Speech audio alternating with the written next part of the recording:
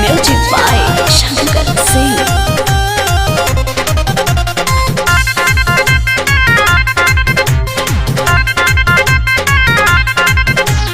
हमरा फोन जानी कर हो बाबू माई से तनी डर हो। बाबू माई से तनी का पूछला हमरा फोन जानी कर हो बाबू माई से तनी डर हो। अगला महीना घर से हमरा निकलता रे डोली। अगला महीना घर से हमरा निकलता रे डोली। भतार वाला भइलू एही से निकलता बोली। भतार वाला भइलू एही से निकलता बोली। का चाहता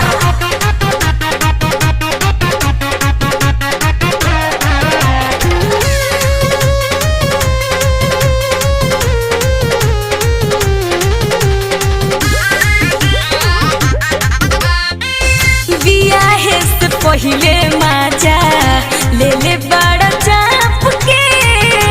तूहू त देले बारू जवनिया के नाप के। अब ऐसा छोड़ दो।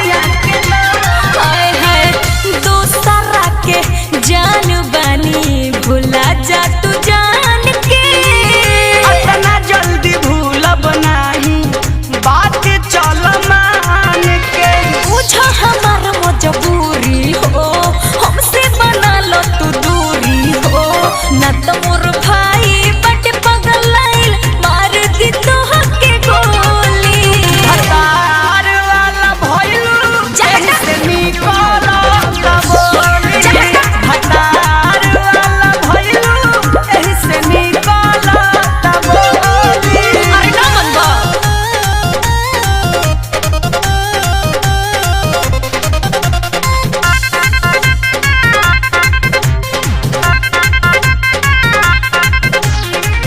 भइल बा देखौ के चंदन राज से हमार हो।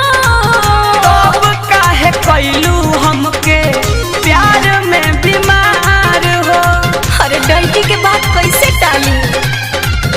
बहुत मजा मरला ऊखी रहर कौनो बाकी बा।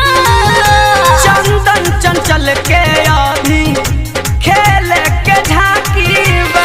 राजेश कहे पछताल हो अपना के तोनी संभाल हो। ससुरा में जाके